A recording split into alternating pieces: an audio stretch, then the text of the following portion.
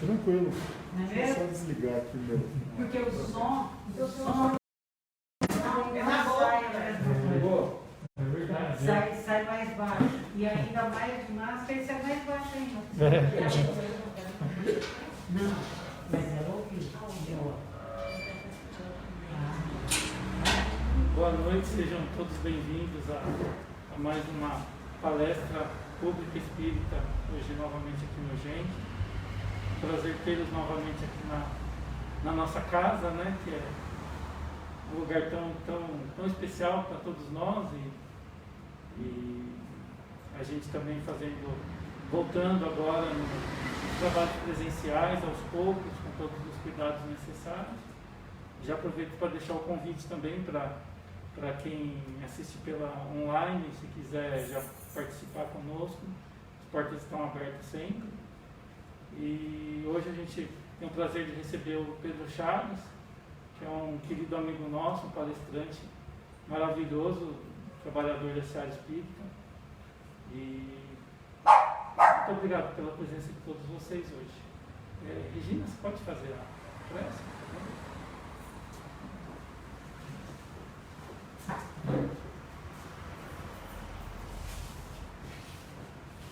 Querido Mestre Jesus, nosso querido irmão Pedro, toda a espiritualidade amiga que nos acompanha, que está aqui conosco hoje, nós pedimos que nos auxilie, que nos abençoe, para que tenhamos um dia de trabalho, de estudo, sereno, que possamos receber as bênçãos que viemos buscar, cada um de nós aqui, que possamos, cada um de nós, fazer com que nosso pensamento, nesse instante, seja focado nas coisas boas, nas boas vibrações, e assim possamos receber tudo aquilo que nós viemos buscar de coração. E assim, de corações abertos e as nossas mentes também, nós iniciaremos pedindo a nosso Mestre Jesus e a Deus a permissão para o nosso trabalho de hoje. Pai nosso que estás no céu, santificado seja o vosso nome. Venha a nós o vosso reino, seja feita a vossa vontade, assim na terra como no céu. Pão nosso de cada dia nos dai hoje, perdoai as nossas ofensas, assim como nós perdoamos a quem nos tem ofendido. Não nos deixeis cair em tentação, mas livrai-nos, Senhor, do mal. Pois esse é o vosso reino, o poder e a glória, a toda a eternidade. Que assim seja. Graças a Deus.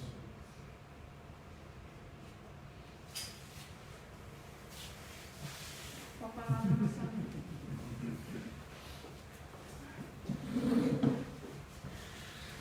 Bom, boa noite a todos.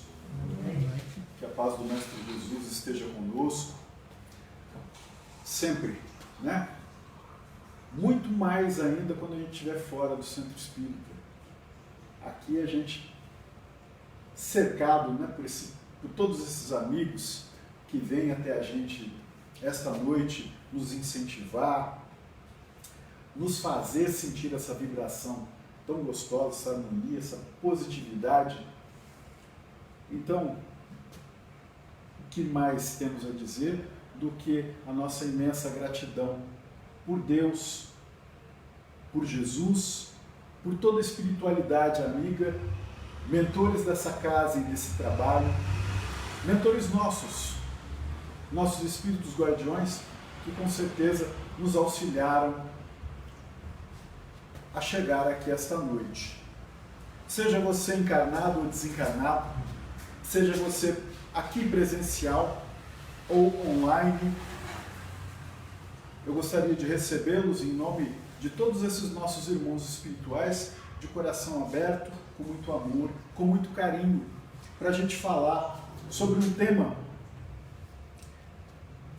bastante interessante, porque nesse tema a gente vai ver diversos aspectos da doutrina espírita que muitas vezes a gente não consegue enxergar. a primeira vez. Hoje a gente tem aqui esse testamento já num volume um pouco maior, né? Mas o primeiro que eu ganhei aos 7 anos, ele era daquele pequenininho, né? De bolso. E eu lia e falava pro meu tio assim, nossa, tio João, não entendi nada. Ele falava assim, vai lendo um versículozinho desse por dia, não precisa ler mais do que isso. Lê um desse e pensa sobre ele. E assim eu consegui conquistar esse gosto pela leitura evangélica, que nunca parei. Eu posso dizer para vocês, 55 anos, vou entregar a idade, né? Sempre não parece, né? 55 anos, desde os 7, eu vou ali tateando um pouquinho. E eu sempre, se teve uma passagem do Evangelho que me chamou a atenção, foi uma passagem que a gente vai tratar ela hoje, que vai ser o nosso guia desse tema de hoje. Ficarei muito feliz se vocês participarem, quem quiser mandar falar a sua pergunta ou fazer o seu comentário, né? Eu peço para o Zé Ricardo também, quem estiver online aí, tiver alguma dúvida, qualquer coisa, é só dar um toque que a gente pode estar esclarecendo. Então vamos lá. João capítulo 9, esse tema ele vai discorrer do versículo 1 até o 47. A gente vai devagarinho aqui entrando nele, que é uma passagem bastante interessante, onde Jesus ouve uma pergunta. Então, né, Jesus estava no templo em Jerusalém, ele e seus discípulos ali, alguma parte deles, saindo do templo, quando Jesus avista um cego. Os discípulos viram-se para Jesus e perguntam, mestre, olha que pergunta mais interessante, gente. Mestre, quem pecou para que ele nascesse cego? Né? Apontando aquele homem ali que mendigava na saída do templo. Quem pecou para que ele nascesse cego? Ele ou seus pais?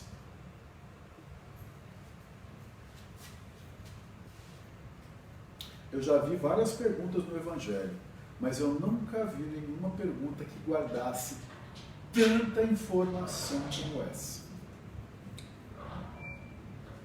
Essa pergunta, eu tenho uma intimidade com ela, porque eu usei ela diversas vezes para falar sobre uma coisa: reencarnação. Então Jesus pergunta, né? Os discípulos perguntam para Jesus, quem pecou para que ele nascesse cego? Ele ou seus pais? Eu não sei se vocês sabem, no primeiro mandamento, né, das leis de Moisés, né, dos 10 mandamentos, o primeiro mandamento diz que a gente deve adorar a Deus sobre todas as coisas.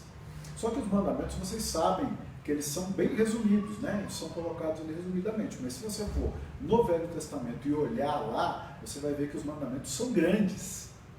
Jesus fala um monte de coisa, né? E numa dessas passagens, ele vai dizer que, né, que Jeová pune a iniquidade dos pais nos filhos até a 4ª geração.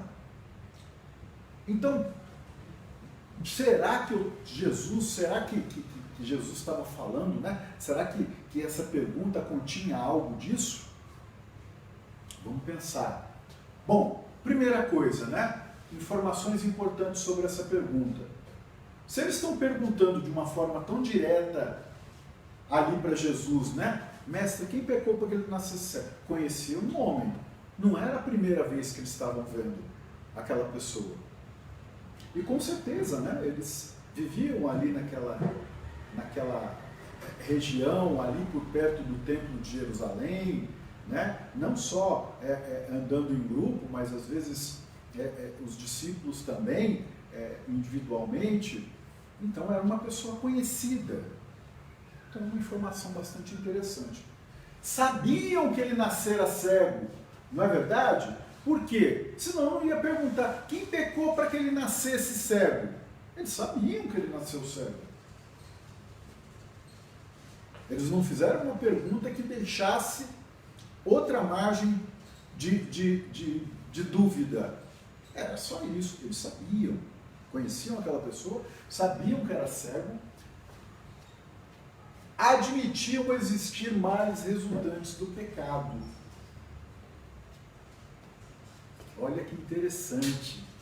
Eles admitiam que tinham alguma coisa, porque eles não estavam falando desta vida.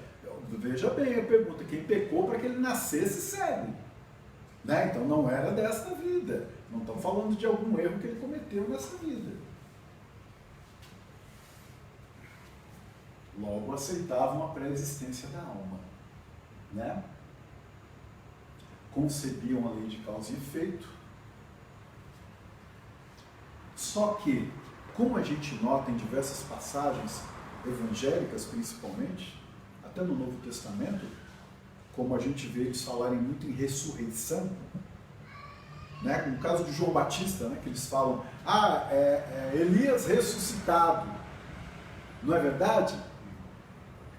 Essa ideia de ressurreição que a gente tem hoje, de voltar à carne como nós estamos, é uma coisa, se a gente for ver, nova. Porque lá eles já entendiam. Né? Quem que é o João Batista? Será que é Elias ressuscitado? Olha que interessante, eles não usam o termo reencarnado, ressuscitado. Então a gente vai ver que eles têm ainda uma certa dúvida nessa definição. O que é uma pessoa ressuscitada e uma pessoa reencarnada? Aliás, o reencarnado não existia ainda para aquelas pessoas, para aquela cultura daquela época. Toquemos em frente. E Jesus respondeu, olha que maravilha, nem ele, nem seus pais. Nem ele, nem seus pais. Isso aconteceu para que nele se manifestem as obras de Deus. Essa pergunta, eu vim, né, eu sou de berço católico, e hoje é inevitável, né? O Brasil é maravilhoso. Gente, eu recebo gente de diversos povos, né? Eu converso com o pessoal chinês, Índia, Paquistão, todos esses países que têm a ver com têxtil, eu converso, eu recebo, e americanos, né? Principalmente na época de Embraer, todos eles dizem uma coisa, o Brasil é maravilhoso. Eu me lembro de um americano, quando ele foi transferido para a Alemanha, ele saiu aqui do Brasil aos prantos. Pode ser que a gente tenha nossos diversos pontos negativos. Né? Se falar de política, então, vixe, né? Nós vamos longe aqui, aí tem que fazer mais uma série de 10 palestras, pelo menos, para a gente falar só disso. Mas o Brasil é maravilhoso. O Brasil, eu convivo com o meu vizinho. A gente às vezes ouve falar de algum preconceito, preconceitos existem, a gente tem vários aí arraigados, mas nada que a gente veja gente jogando bomba na casa do outro, né? Então, o meu vizinho lá no prédio, a minha vizinha, eles são da igreja da cidade, eles têm um programa lá que eles sempre convidam pessoas de fora da religião para participar numa quinta-feira do mês. E eu já fui várias vezes convidado, e às vezes a gente acaba até virando atração, né? Porque quando a gente fala do espiritismo, as pessoas né, começam a perguntar isso, aquilo, e é muito interessante. E é esses momentos magníficos que a gente tem que aproveitar para dar testemunho das coisas que a gente sente e acredita. Então, essa pergunta foi uma das perguntas que eu sempre usei, muitas vezes, quando as pessoas conversam comigo e querem alguma prova, né? E eu sempre falava assim, se nessa pergunta, quem pecou para que ele nascesse cego, se os discípulos estivessem falando algo errado, Jesus teria repreendido. Jesus teria dito, o que é? Vocês estão bêbados? Tomaram muito vinho ali? Ou não, isso não existe. Essa coisa de voltar, isso não existe. É morrer, vai ficar dormindo e lá no juízo final. Alguém vê Jesus repreender? Não. Muito pelo contrário, ele dá andamento à questão. E aí ele responde, nem ele pecou, nem seus pais. Isso aconteceu para que nele se manifestem as obras de Deus. Só que aí eu bati em outra parede. E, peraí, mas não é a doutrina espírita que fala sobre causa e efeito? Ué, se nem ele pecou nem seus pais, por que então que aconteceu isso com ele? Né? Aqui é a descrição da cura do cego. Então, quando Jesus fala nem ele nem seus pais, isso aconteceu para que neles se manifestem as obras de Deus, que é o nosso título aqui da preleção. E aí, né, Jesus proclama, convém que eu faça as obras daquele que me enviou, enquanto é dia. A noite vem, quando ninguém pode trabalhar. Que a gente sabe que tudo isso é uma grande metáfora, né? Os cristãos ali, para consolidar a doutrina, iriam passar por noites bastante sangrentas, né? Então, Jesus falava ali, é este o momento que eu preciso fazer as coisas, para que eu consolide, para que eu dê uma sustentação para essa doutrina que está chegando, né?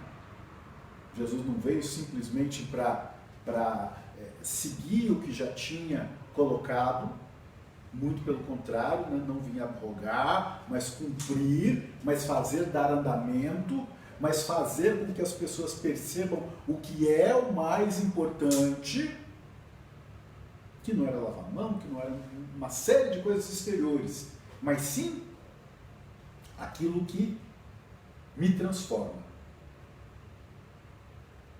A famosa frase, né? Você quer mudar o mundo?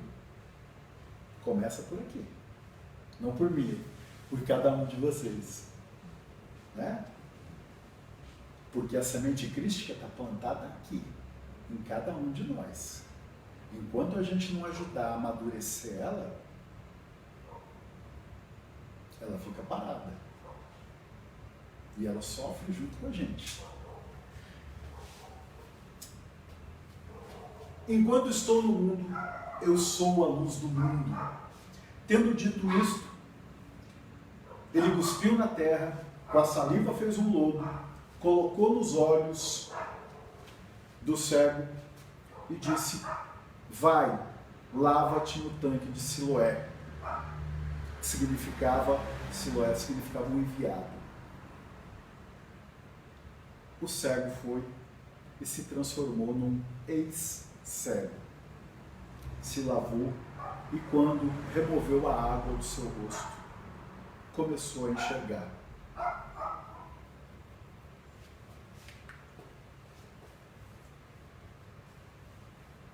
Hoje a gente vê na internet, não, quando a gente sabe procurar as coisas boas na internet, a gente acha coisas maravilhosas, né? E a gente vê experiências hoje, vê às vezes alguns vídeos de pessoas que estão ouvindo pela primeira vez, né? O cara coloca o aparelhinho lá, o cara ouve pela primeira vez, o cara fica bobo de felicidade. Vocês já ficaram bobos de felicidade? Já, aquela coisa, seja quando criança, né? Quando você ganhou aquele brinquedo que você tanto desejava. Eu acho que ainda fica longe dessa felicidade que deve dar na gente quando a gente escuta, quando a gente enxerga, ainda mais quando ainda nessa vida eu não sabia o que era isso. E por aí vai, né? São tantas felicidades que a gente vê, são tantas coisas que a gente passou a chamar de milagre, né? Hoje todo mundo chama o nascimento, que é uma coisa natural, de milagre. Mas por quê? Por causa da beleza dessa atitude. Minhas queridas meninas aqui, né? Que maravilha, sair um ser humano de dentro de mim. Olha que, sabe? É muita felicidade.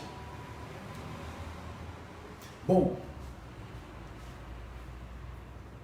lembrando aqui, né? Expiação e provas. Vamos entender então o que Jesus estava querendo dizer com aquilo lá. Porque Jesus, ao mesmo tempo que ele fala em reencarnação, né? Por quê? Ele admitia o princípio das vidas sucessivas ao não questionar os discípulos de uma forma negativa sobre aquela pergunta, mas ao mesmo tempo ele diz uma coisa que é totalmente contrária aqui ao que a gente estava com a expectativa sobre causa e efeito, né? Bom, lá, está tudo aqui, né? Não aprendemos na doutrina espírita que ninguém paga senão o que deve. Se aquele homem nasceu cego, tinha com certeza comprometimentos que justificavam tal sofrimento. É o tal, né? Expiação e provas. Nós estamos aqui num planeta de expiação e provas. Que às vezes tem muita gente que fala que planeta isso, planeta aquilo, planeta de... Eu prefiro chamar de planeta escola. Nós estamos num planeta escola. Sabe? Opa, esse aqui é novinho, manda ele para a escola. O que nós fazemos com os nossos filhos? Para que eles aprendam as coisas? Pelo menos sigam os preceitos da nossa sociedade. Nós mandamos eles para as escolas. Bom, ótimo. E agora, Pedro? Como é que nós vamos sair dessa sinuca? Né? Como é que a gente vai... Primeiro, vamos entender o que é prova e o que é expiação. Muitas vezes a gente vê as pessoas conversando no centro espírita e fala assim, mas você não pode negar o seu nome, você não pode negar isso, não pode, porque você participou da escolha. Não é verdade? Você estava lá junto, você muitas vezes escolheu a família. Eu vou dizer para vocês que isso é um grande erro. Eu não sei se vocês assistiram, né? Eu não vou nem perguntar sobre leitura, porque a gente tem uma série de obras que nos explica isso de uma forma clara. Mas se você não tem o hábito de ler, se você assistiu o Nosso Lar, se você assistiu o filme do Chico, você vai entender que não é bem assim. Existem pessoas que não têm condições de planejar ainda as suas reencarnações. Tem aquela pessoa emotiva, né?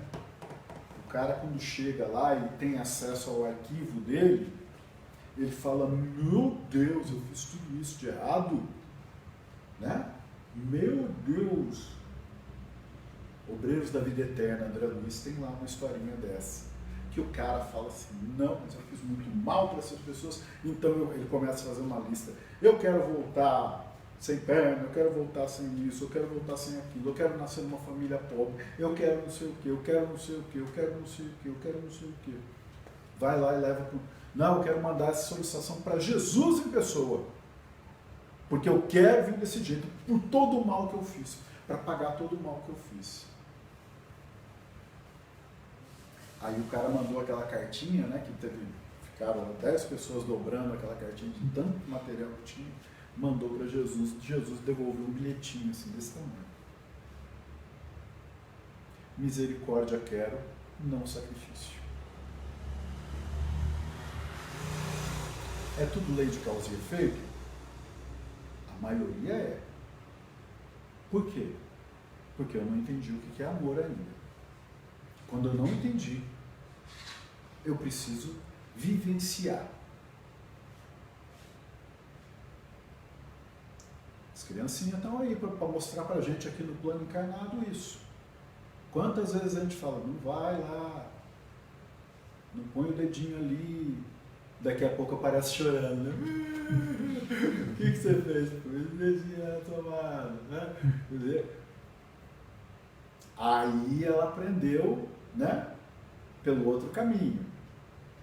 Eu tive informação, entendi a informação, eu não preciso vivenciar. Não preciso tomar choque para entender o que é tomar choque. Né? Então, como regra, né, a expiação pecou, pagou, hoje, amanhã, nesta ou em outra vida, né? Agora, espíritos atrasados ou de mediana evolução têm a reencarnação planejada por outros, por mentores espirituais, por pessoas mais capazes que eles.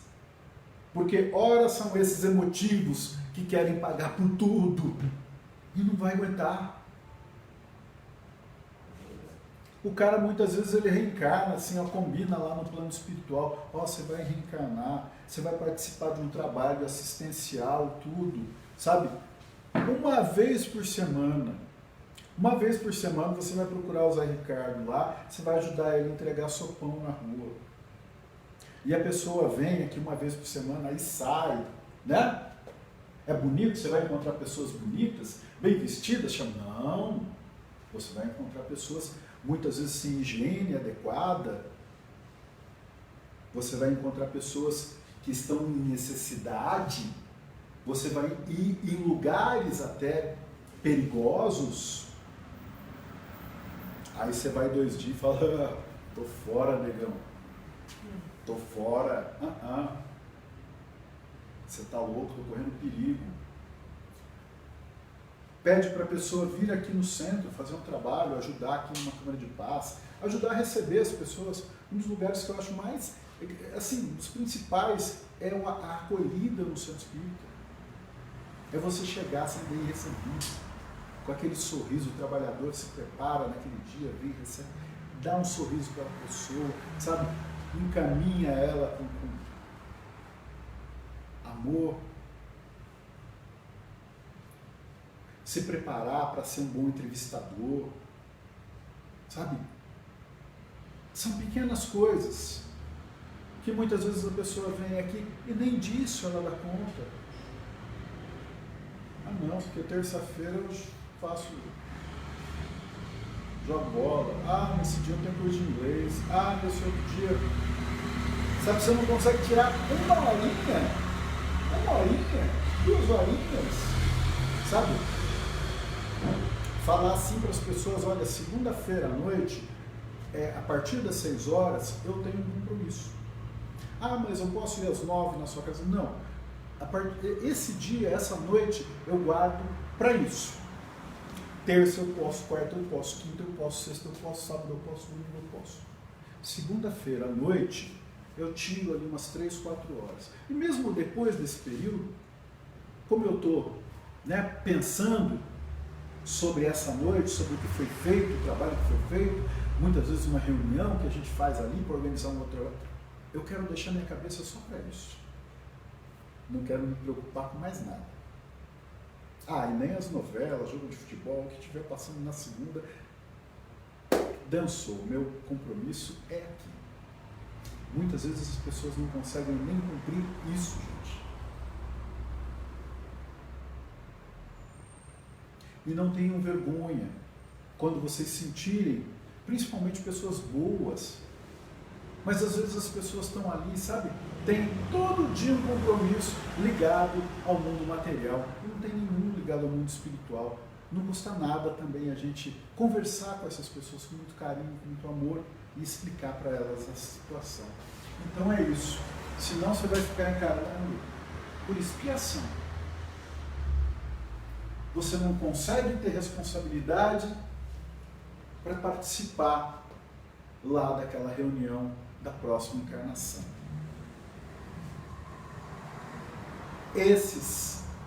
Para esses, funciona bem a lei da causa e efeito.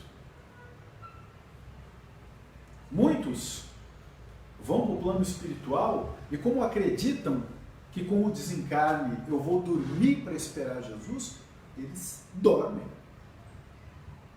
Eles dormem mesmo. Então muitas vezes reencarnam sem nem ter acordado no plano espiritual.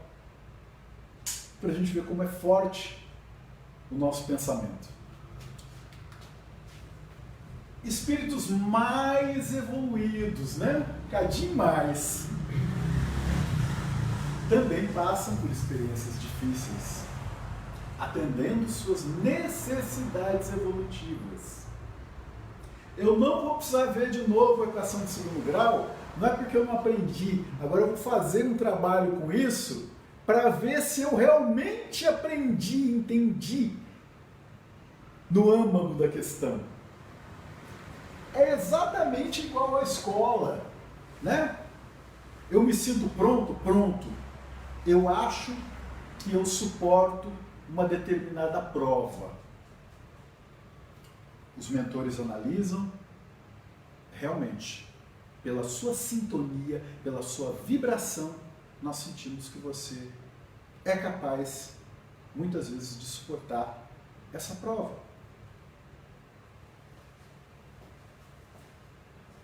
Com uma diferença, né? A gente vai participar desse planejamento da nova encarnação. Já somos conscientes das nossas responsabilidades. A gente já entende, poxa vida, entendi realmente o mecanismo lá, né? Eu já entendo, já conheço um pouco mais a mim mesmo, né? O segredo da vida, o segredo da evolução, Sócrates, puxando lá do oráculo de Delfos, já dizia pra gente, conhece-te a ti mesmo. Santo Agostinho, na pergunta mais esclarecedora do Livro dos Espíritos, a 919, esclarece pra gente, conhece-te a ti mesmo. Jesus diz pra gente assim, vós sois deuses. Se você for se conhecendo, você vai conseguindo entender melhor a sua responsabilidade. Em determinados momentos você vai entender que eu vou precisar passar frio, eu vou precisar entrar em lugares perigosos, eu vou precisar me expor numa pandemia, eu vou precisar fazer algumas coisas que não são bem do meu agrado, que não vão me causar, talvez, não digo causar prazer, mas que vão me causar dor por passar por aquela situação. Porque muitas vezes eu não vou ser compreendido nem pelos meus. Eu lembro de Paulo de Tarso, né? Eu costumo dizer para as pessoas que a gente não tem ideia de quanto Paulo de Tarso era rico. E não só rico, poderoso. Paulo de Tarso era o próximo, ou um dos próximos, na sucessão para sumo sacerdote. Vocês não têm ideia do que era isso. E o pai dele não aceitou nada disso. Né? E quando ele descobre aquilo que precisava, aquilo que ele sempre buscou a vida inteira e quer anunciar com alegria, ó, portas se fechando. Mas ele entendeu a mensagem. Com certeza, né? Temos aí um espírito em prova. Então,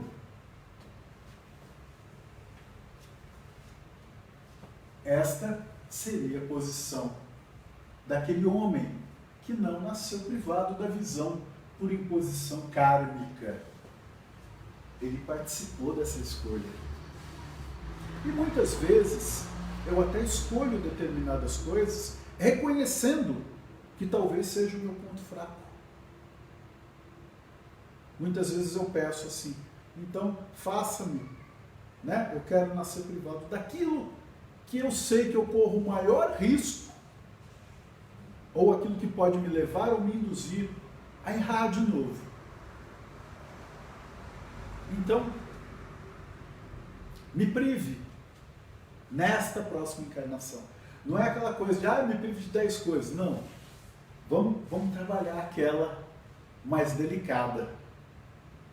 É que nem a reforma íntima, né? Eu não sei se todo mundo aqui já fez a escola de aprendizes, que é a nossa cadernetinha ali, né?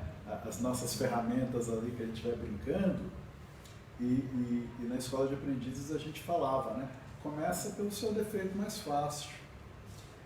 Depois a gente fala assim, esquece os defeitos, pega a lista de virtudes e começa a dar um up nessas virtudes.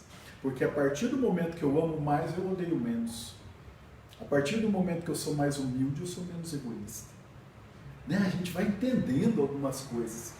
E depois a gente chega num ponto que você fala assim, não é atacar as pequenas coisas, agora eu vou naquele ponto fraco, danado, que eu sei que é onde eu erro.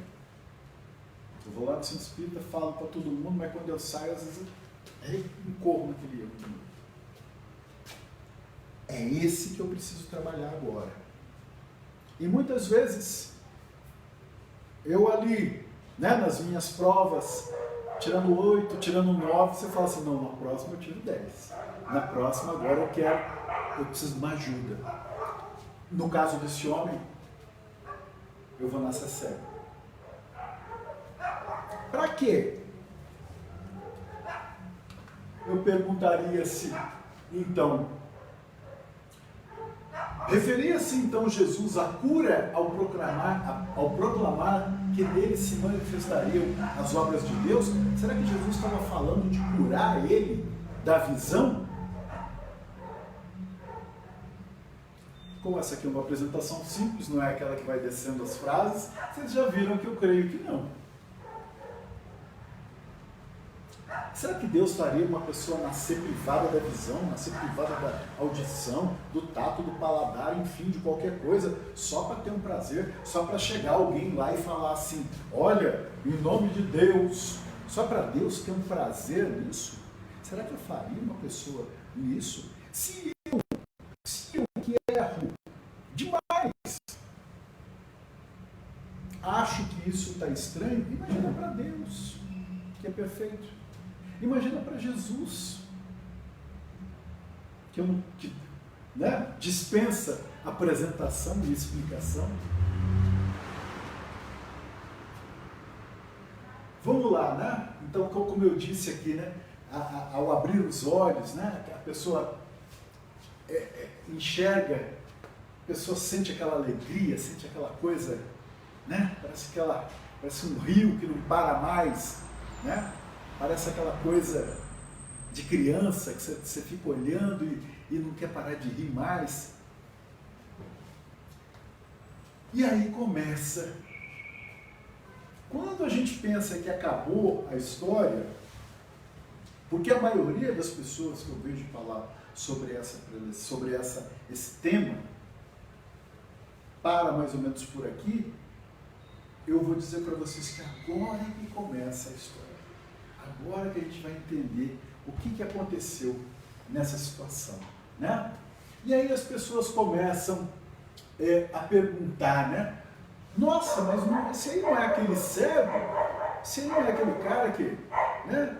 Poxa, aí uns ficavam na dúvida, será que é ele? Ah não, deve ser parecido com ele, deve ser um outro parecido com ele.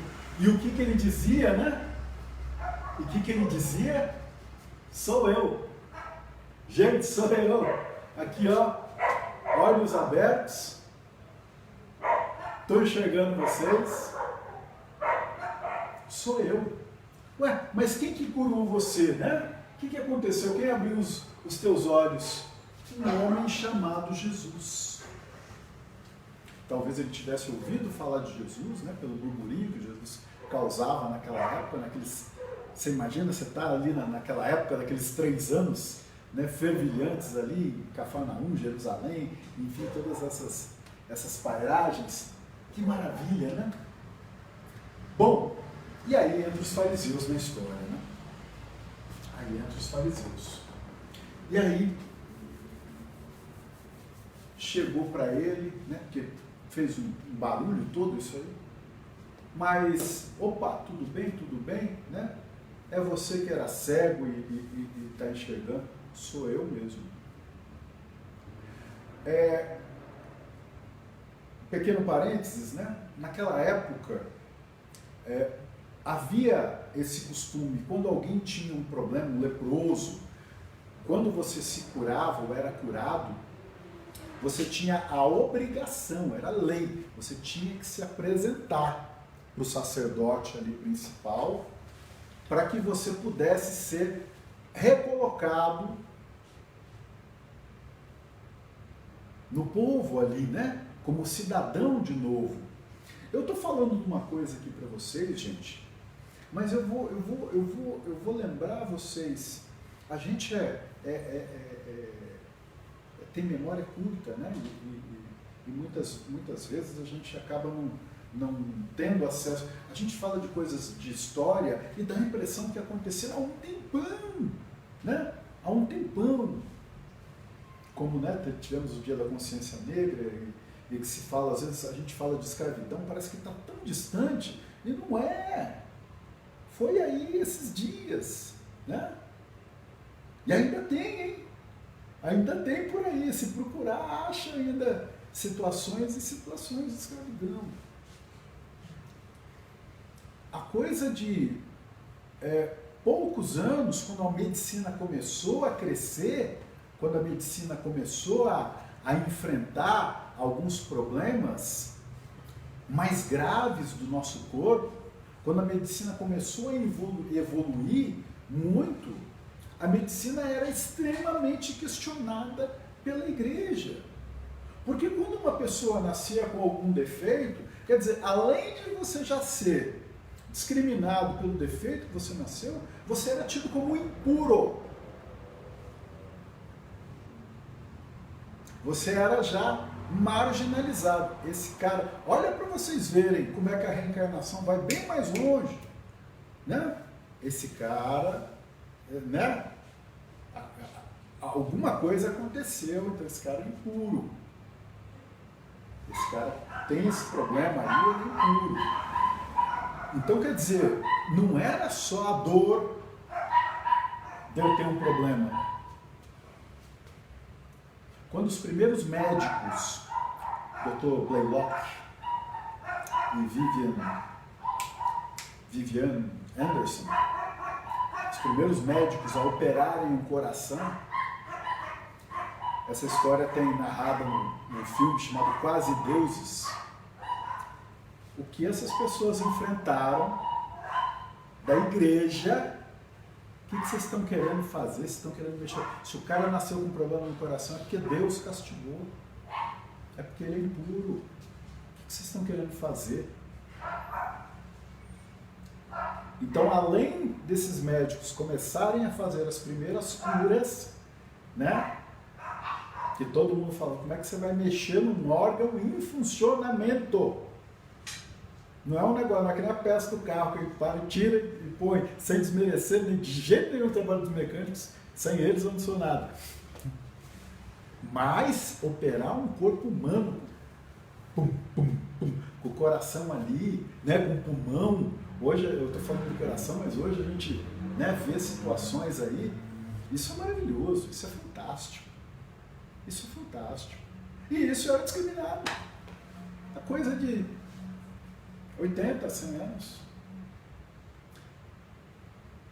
E para essas pessoas também, então eles não tinham que se apresentar lá para o sacerdote. E aí, né, ele conta para o sacerdote como é que foi o negócio. Ah, pegou o barro, botou, mandou me lavar e eu estou enxergando. E aí eles falam assim, né? Alguns dos fariseus responderam, não deve ser homem de Deus, porque não observa o sábado. Olha que interessante, né? Você passou a enxergar. Olha com que o cara está preocupado ali, né? Olha com que ele está preocupado, né? E aí, essa pessoa, o ex-cego, fala assim, mas vem cá, né? Como pode um homem errado produzir semelhantes sinais? Como é que pode uma pessoa errada produzir um tipo de sinal desse? Né? Como é que pode? Naquela época não se havia, até essa história, não se havia uma notícia de que um cego de nascença tivesse sido curado. Não tem nenhum mencionado em nenhum dos outros livros anteriores da Bíblia, né? Que a gente não pode esquecer que não existia Bíblia naquela época. Existiam diversos livros dos profetas que depois, muito tempo depois, foram compilados, né? Juntados para se tornar o que a gente entende hoje. Então, né, os fariseus não devem ser homem de Deus, porque não observa o sábado. Como pode um homem errado produzir semelhantes sinais? E aí perguntaram para o cego, e você, o que você acha dele? É um profeta. Aí por terra toda aquela concepção deles, né? Dizendo que Exatamente. eles não guardavam o sábado, agora tinha que achar um defeito, né? Exatamente. É um profeta. Na minha opinião, né? Eu não enxerguei, vocês não estão entendendo. Eu não enxergava, agora eu estou enxergando. Vocês estão preocupados porque ele me curou no sábado? Né? Mandaram chamar os pais dele. E aí, né? Chega e pergunta, esse aí é o seu filho que nasceu cego? Uhum. É esse mesmo. Naquela época, o pessoal tremia de medo dos fariseus e dos romanos. Era interessante, né? Tanto aqueles que eram para ser os nossos protetores, eu tinha medo porque eu não podia questionar as leis deles, e dos romanos muito menos. Quando eu era chamado por um romano, dizendo que queria fazer um bem para mim, pode esperar que a troca era bem complicada, né? Sabemos que é o nosso filho e que nasceu cego. Como enxerga agora, eu não sei. Quem fez? Não sei. Não sei quem fez isso. Pergunta para ele. Ele é homem feito. Ele já é maior. Como a gente diz, é de maior, né? Pergunta para ele, porque eles temiam muito. Eles temiam muito ser expulsos. Você ser expulso da sinagoga, até pouco tempo a gente tinha esse quadro no Brasil, né? Você, na época, década de 70, eu era garotinho, eu me lembro, a gente praticamente tinha católicos e protestantes, né? Os crentes, né? Que a gente fala lá, os crentes, os católicos, né? E nem falava no plural, eram os crentes, né? Então, aquela menina que deu um mau passo, teve um filho na hora errada, solteira, o pessoal falava em excomunhão, não batizava aquela criança. Quer dizer, a pessoa que mais precisa da igreja, naquele momento, ela é colocada de lado. Por quê? Você não seguiu as leis, você está excluída. E naquela época era pior ainda, porque uma vez você excluído ali das religiões tradicionais, você não podia, ninguém comprava nada de você, ninguém vendia nada para você, tudo ficava difícil na sua vida. Seus filhos eram marginalizados, sua família era marginalizada, ou seja, se acontecesse isso com você, você tinha que pegar suas coisas e ir embora. Era expulso literalmente, totalmente. Então, os pais ficaram com pergunta para ele, né? E aí, aqui está, né, tem um comentário que a gente vai achar ali, né, que o evangelista vai comentar desse medo, né, que os pais tinham ali, né? Mas confirmam, nasceu cego sim. Como é que abriu o olho, não sei. E aí voltam de novo pro rapaz lá, não estavam querendo, né? Não estavam querendo. Dá glória a Deus, né? Ou seja, jure, diga aqui a verdade sob juramento. Como eu disse, não tinha Bíblia, senão eles tinham levado uma Bíblia para eles jurar sobre a Bíblia, né? Sabemos que este homem é pecador. E aí ele responde, bom, se ele é pecador, eu não sei, né? Eu só sei de uma coisa. Eu era cego e agora vejo. Perguntaram novamente, o que ele te fez, né? Como é que ele abriu os teus olhos? E ele respondeu: já vos disse e não ouviste.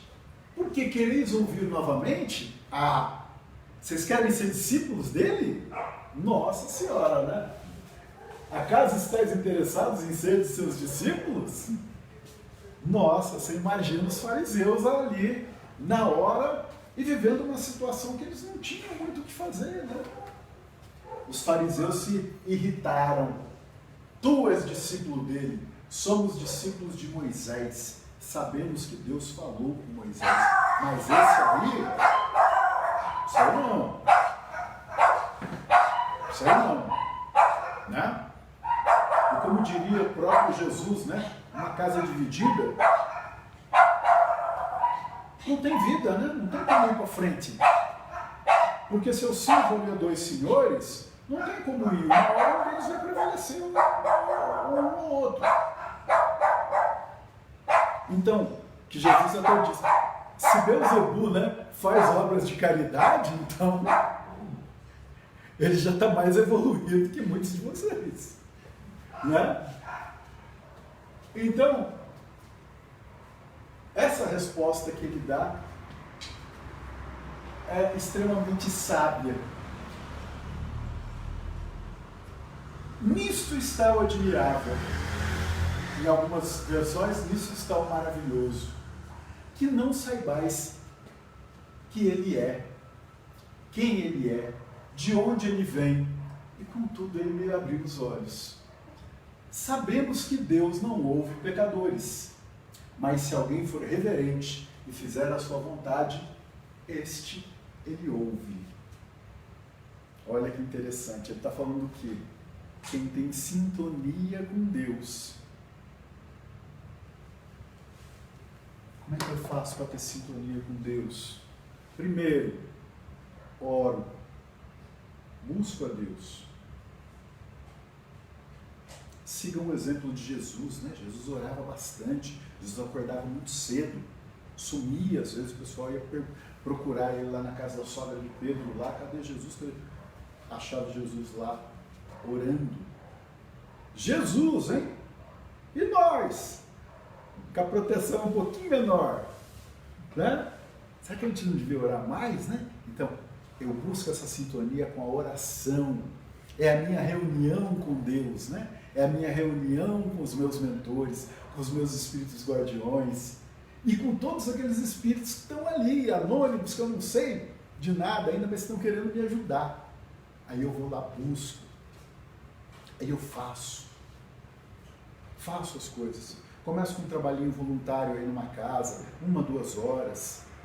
Daqui a pouco começa a dar vontade, você fala assim, não, mas eu vi um lá que vai 2 dias, vou 2 dias também. Aí eu vi mais um, tem um curso lá também, aí eu vou fazer aquele curso. Aí a hora que a gente vê, a família já começa a xingar, a senhora não para em casa, né? É isso.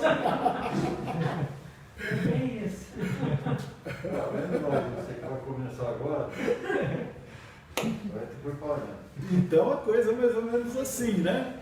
Mas o que eu estou construindo? Eu estou construindo uma sintonia com Deus. E faz parte dessa sintonia eu saber me organizar com meus trabalhos de casa, com o meu trabalho profissional para manter a matéria, com a minha família, né? Que é a minha, muitas vezes, o mais difícil. E sim, numa causa aí espiritual, uma causa ecumênica, uma causa, enfim, eu saiba que eu estou fazendo bem para alguém. Poxa, eu estou lá, estou indo fazer bem para alguém. E quando a gente começa a sentir prazer nisso, aí já não tem mais volta.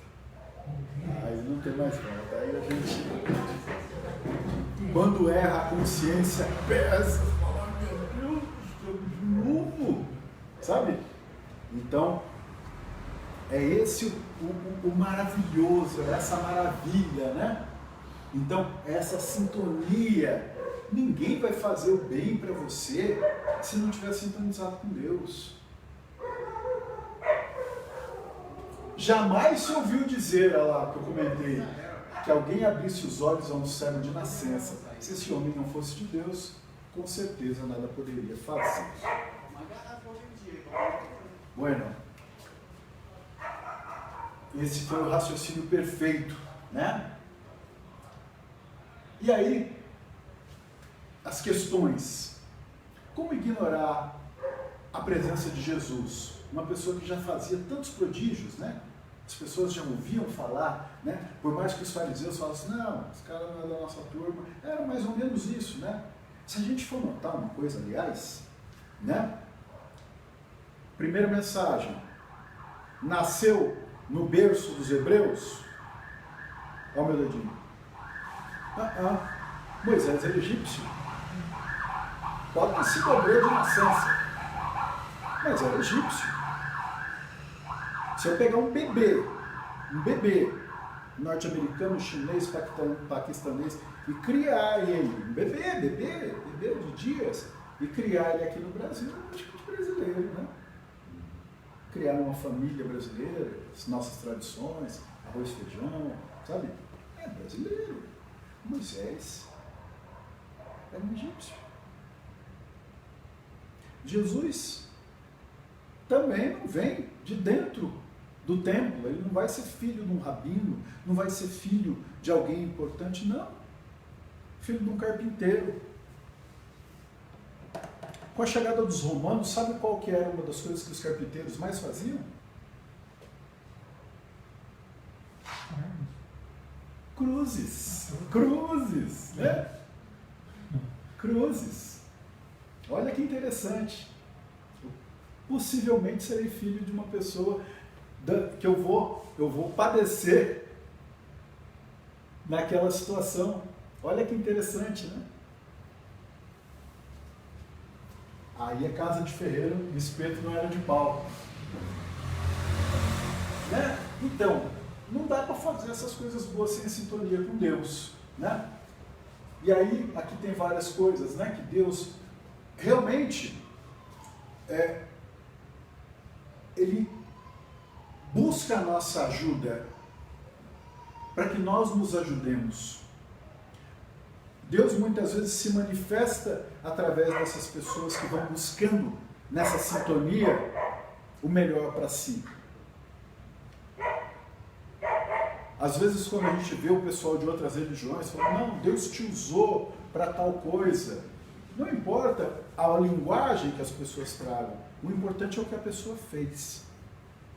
Se você quer falar numa linguagem alá evangélica, alá católica, alá espírita, não importa. O que vai importar lá no dia de fechar a conta é o que você fez, é o bem que você fez. Então, os fariseus, né, irritados, ora, tu és nascido todo em pecados, né? Era servo, era nascido em pecado. E queres nos ensinar. Então, expulsaram aquela pessoa. Né? Quer dizer, eu perco a causa, mas não perco o jogo, mas não perco o campeonato, né? Então, de qualquer forma, os fariseus tiraram ali aquela pessoa. E aí, meus queridos, como muitos cristãos que enfrentaram leões, se tornaram tochas humanas, aquele homem naquele momento, e num momento muito difícil, ele deu todo o seu testemunho e falou ali a verdade. E ao contrário do que eu imaginava lá atrás, quando eu comecei a ler pelas primeiras vezes essa historinha, que eu achava que a cura, que o mais importante, que a obra de Deus era a cura da cegueira, hoje eu consigo enxergar melhor. Hoje eu consegui ter os olhos abertos para entender que a grande obra de Deus foi o trabalho que aquele homem fez, se defendendo e defendendo Jesus. Por quê? Porque ele era cego e passou a enxergar. Porque ele sabia, tinha aprendido desde criancinha, ouvindo, que só faz coisa boa quem está sintonizado com o divino, quem é de Deus. É por isso que a coragem naquele cego. enfrentando a intolerância dos fariseus e a possibilidade de represálias, foi a meu ver a gloriosa obra divina que se referiu a Jesus. E depois ele vai atrás de Jesus, e o Jesus o acolhe com muito amor. Não se tem notícia, não se tem o nome dessa pessoa, o evangelista não cita, mas fica bem claro isso. E no centro espírita, e comigo espírita, será que já aconteceu algo desse tipo? Será que quando as pessoas perguntam para mim qual a sua religião, não aquela pessoa qualquer na rua, mas numa entrevista de emprego, numa reunião social, o que será que eu respondo?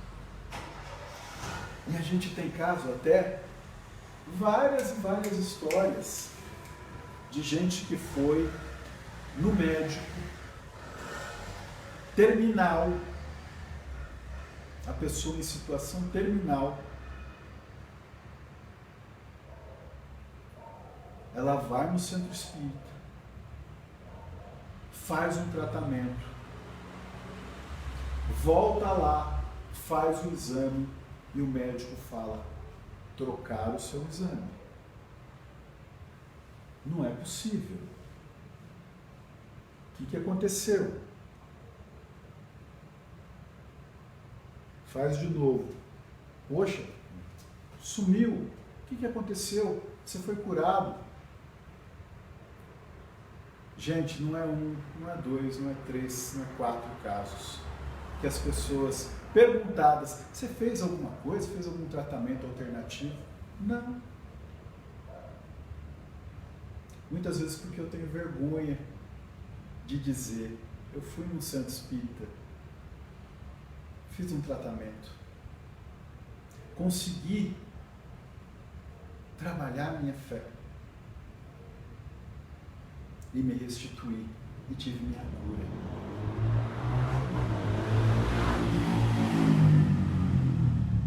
Acham que vão pensar que você é louco, que você...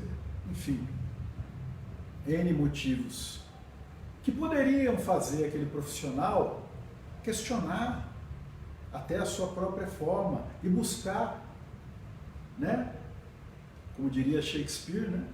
Há muito mais entre o céu e a terra do que trata a nossa vã filosofia. Então, quem sabe esse profissional não pudesse também acordar para entender melhor isso. Porque, afinal, para a gente que busca essa sintonia com Deus, a gente sabe que a nossa medicina, a conta dela só vai fechar quando ela entender a situação espiritual também da gente. E não só tratar o nosso corpo, a matéria com a qual nos apresentamos nesse momento. Eu gostaria de perguntar para vocês se vocês têm alguma dúvida, se tem alguma colocação. Se não, convidar vocês a cada vez mais pegar firme no trabalho, frequentar um centro espírita ou uma instituição que lhe traga alegria, que lhe traga prazer em servir o próximo. Então, meus queridos, é essa a grande cura que Jesus nos abre esta noite. Não só os olhos, mas a nossa mente, para que ela possa despertar, né? Para tudo o que a nossa consciência é capaz de fazer. E para todo o bem que a gente possa fazer, para fazer com que essa semente crística possa crescer um pouco mais. Que eu possa entender melhor o meu próximo e possa colaborar mais nessa grande obra de Deus. Que assim seja, graças a Deus. Bom, eu pergunto ao Zé Ricardo, você gostaria que fizesse um encerramento, um passo coletivo? Não, se não quiser fazer a prece, aí Tá. o passo depois é na salinha. Ah, ok. Tranquilo. Então, vamos lá. Se quiser apagar as luzes. Opa. bom assim, tá bom. Vamos então, eu peço a todos nesse momento, nesse recinto, nessa casa de oração e luz, que possam concentrar-se somente nesse instante. Que possam deixar seus corações agora à disposição do Mestre Jesus, para que possamos sentir ainda mais essa harmonia que nos cerca, sentir ainda mais esse amor de Deus que nos envolve, para que possamos, junto a todas as equipes do espaço, pedindo ao nosso irmão Dr. Bezerra de Menezes e toda a sua seara de médicos que nos recebam e que recebam essas nossas vibrações de muito amor e as espalhem por todo o nosso planeta. Ainda pelos nossos irmãos desencarnados pela Covid e por todas as suas famílias que possam receber a consolação do Mestre, que possam receber nossas rosas brancas de paz. Vamos vibrando por todos os pontinhos do nosso planeta, principalmente pelos povos em desentendimento, em guerras, que eles possam se unir e se abraçar, mas que possamos imaginar tudo isso acontecendo, pois tudo nasce no nosso pensamento. Que levemos também essas vibrações a todas as crianças deste mundo, principalmente as famílias, as que sofrem violência em casa. Que esse nosso abraço, que esse nosso carinho possa confortá-las. Vibremos por todos aqueles ainda que deixam que o ódio e o orgulho norteiem suas vidas. Que eles possam sentir um pouco do nosso amor, uma dosezinha dessa nossa humildade, do perdão. Perdão, esse sentimento tão benéfico para todos que participam dele, para quem perdoa, para quem é perdoado, para quem entende a ofensa, para que amanhã não seja mais ofensa. Vibremos com amor e carinho por todas as mães, por todos os pais que, com muita responsabilidade, muitas vezes precisam dizer nãos carinhosos para que a educação dos seus filhos seja prioridade. Vibremos pela nossa pátria, pelo nosso Brasil, que possamos ajudar nosso querido Anjo Ismael a transformar efetivamente o Brasil na pátria do Evangelho, no coração do mundo.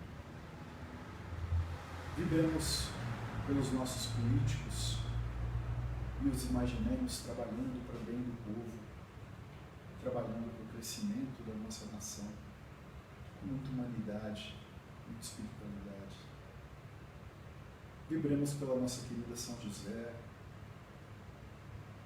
por todos os trabalhadores dos hospitais, por todos os trabalhadores da limpeza, dos cemitérios, por todos aqueles principalmente que lidam com o público e precisam desse amor para sempre mostrar um sorriso, para todos aqueles que sofrem e os procuram. Vibremos por todos os trabalhadores da seara cristã, em particular para os trabalhadores das casas espíritas, para as nossas mocidades, para a evangelização infantil.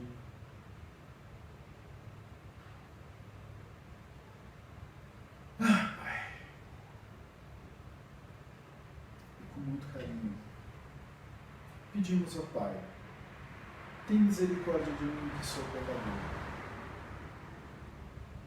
mas que essas vibrações também possam retornar um pouquinho para mim, para todos que estão aqui esta noite, para que possamos ser a cada dia melhores e sair daqui, desta encarnação, ainda melhor do que entramos.